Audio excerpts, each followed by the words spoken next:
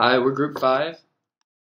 So to start, here's some basic instructions on how to assemble and then take apart our stove. Alright, here's how you put the fuel container into the stove.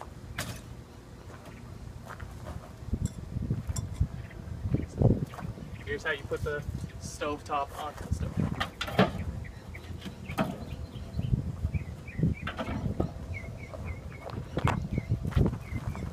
And the pot finally. Alright, now to take this all apart, you just do the same as before. Remove it. Now this would be empty at this point, and you could shake it out on the ground to remove any ashes. So I'd like to introduce how our stove looks like. Users don't worry about cooking a family meal as they use it. Secondly, it's portable so that it's likely to be carried everywhere. And the core of the stove is the fuel container. We chose steel mesh in order to work in hot conditions, as well as it's easy to clean ash. Our design was derived from a few of our key user needs. The large size was decided on so that users could easily cook larger amounts of food at once.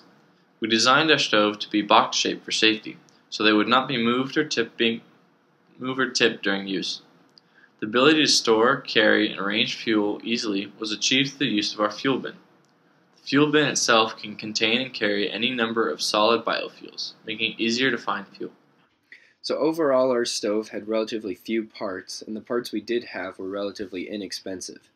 The most expensive parts of our stove were the hardy backing board that we made our stove out of, and the steel mesh that we made our fuel box out of, and the L brackets that held it all together.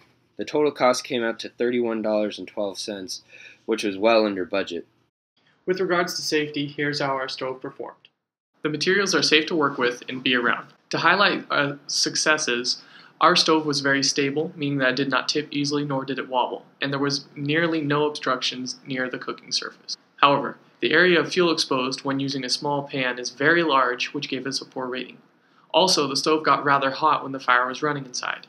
The non-metallic outside got up to 120 degrees Celsius, and the metal surface got up to 150 degrees Celsius, which is very poor.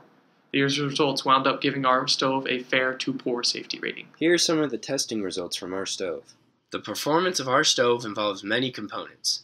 With regards to its cooking performance, it did rather well. The stove used 1,598 grams of fuel to boil 121 grams of water, and did so very quickly in just 12 minutes 58 seconds. While our stove had a very small efficiency of just 2.33%, the stove did produce a massive 25 million joules of energy, which could easily cook enough food for a family in a quick manner using the large cooking surface.